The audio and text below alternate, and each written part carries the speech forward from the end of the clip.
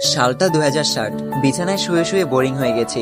Bed বক্সের উপর থেকে চশমাটা হাতে নিলাম আর খাটের পাশ থেকে লাঠিটা হাতে নিয়ে নাতনির ঘরে গেলাম গল্প করব বলে। গিয়ে দেখি ল্যাপটপে কিছু একটা করছে। আমি যেতেই বলল, দাদুন তুমি বসো বসো, আমি টিউশনে যাব। বসলাম ওর ঘরে। ল্যাপটপটা খোলাই ছিল। চশমা চোখে দিয়েও ভালো দেখতে পারি না। হঠাৎ মনে পড়লো আজ কত যুগ ধরে ফেসবুকে যাই না, অথচ যে ছেলেটা না এখনকার বুড়োটা একসময় দিন রাত ফেসবুকে চ্যাটিং ছবি আপলোড দেওয়া নিয়ে ব্যস্ত থাকতো, অনেক কষ্টে পাসওয়ার্ডটা মনে করলাম। আইডিটা লগ ইন করে দেখি ইনবক্সে ৮৬৭৮টা মেসেজ। আইডিটা চেনেই যাচ্ছে না, সব অপরিচিত লাগছে। ফ্রেন্ড সংখ্যা ছিল ৪৭৮৮ জন, কিন্তু এখন চ্যাট লিস্টে আছে ২৮ জন। বৃদ্ধ হয়ে যাওয়ায় হয়তো ওরাও আর ফেসবুক চালায় না। ইনবক্সে ঢুকতেই আমার ক্লোজ কয়েকটা ফ্রেন্ডের মেসেজ, বন্ধু শরীরটা ভালো নেই, বেশি দিন হয়তো বাঁচবো না। মেসেজটা ছিল ৫ বছর আগে। খবর পেয়েছি ৪ বছর আগে এসে মারা গেছে। আমার বেস্টিও ৯ বছর আগে মারা গেছে। ওর সাথে চ্যাটিং গুলো পড়ে খুব ভালো লাগছিল। গ্রুপে ফ্রেন্ডদের সাথে কত মজা আড্ডা এসবই পড়ে আছে। ওদের অধিকাংশই মারা গেছে। এরপর চ্যাট লিস্টের একদম শেষে পেলাম তার মেসেজ। হ্যাঁ, আমার সেই পুরনো একতরফা ভালোবাসা। ওর কোনো খবরই জানি না। কত ভালোবাসতাম দুজন দুজনকে, কিন্তু ভাগ্যের পরিহাসে বিয়েটা হয়নি। আজ অনেকদিন পর তার কথা মনে পড়েছে। তার আইডিটাই ঢুকলাম, লাস্ট পোস্ট ছিল ১৬ বছর আগে। তার নাতনির সাথে ছবি। আরো একটু নিচে যেতে দেখলাম তার ফ্যামিলির ছবি।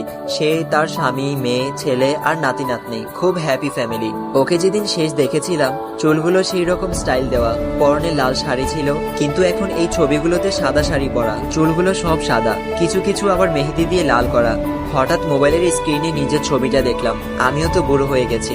ও দেখলে নিশ্চয়ই বলতো বুড়ো দাদু। আচ্ছা, ও কি আজও বেঁচে আছে জানি না। ওর আইডিটায় শেয়ার করা একটা পোস্ট দেখলাম। একজন ওর আইডির স্ক্রিনশট দিয়ে লিখেছে, এই দাদি গতকাল আনুমানিক বিকেল ৫টায় হৃদক্রিয়া বন্ধ হয়ে মারা গেছেন। উনি যেন স্বর্গ লাভ করেন এই আমার প্রার্থনা।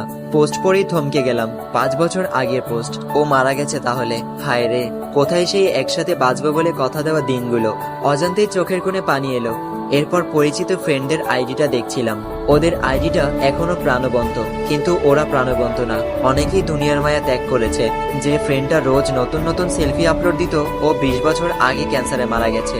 খবর শুনে দেখতে গেছিলাম। মজার মজার জোকস পোস্ট করা ফ্রেন্ডটার খবর জানি না। লেখক ফ্রেন্ডটা ৮ বছর আগেও একটা পোস্ট দিয়েছে, ওর ছেলে ওকে বৃদ্ধাশ্রমে ফেলে এসেছে এই নিয়ে। ওর সাথে যোগাযোগ নেই। এরপর আমার আইডিটায় গেলাম। এত ট্যাগের ভিড়ে নিজের শেষ পোস্টটা পাচ্ছিলাম না। এই তো অনেক কষ্টে খুঁজে পেয়েছি। ৩৩ বছর আগে আমার স্ত্রী আর মেয়েকে নিয়ে ঘুরতে গেছিলাম, সেখানকার কয়েকটা পিক।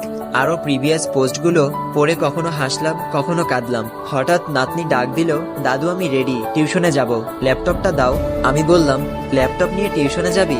নাতনি বলল, আরে তুমি আদি যুগের মানুষ বোঝো না, আমরা তো ভার্চুয়াল ক্লাস করি। আমি বললাম, ওহ, তা বই খাতা লাগে না? নাতনি বলল, ধুর কি বলো, ক্লাস করতে বই খাতা লাগে?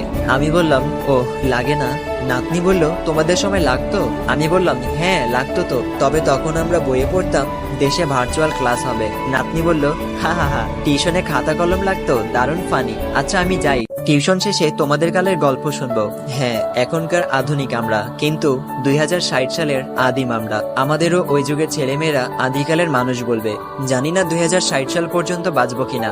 যদি বেঁচে থাকি তাহলে টাইমলাইনে এসে একবারের জন্য হলেও পড়বো এই সুন্দর দিনগুলোর কথা মনে করব।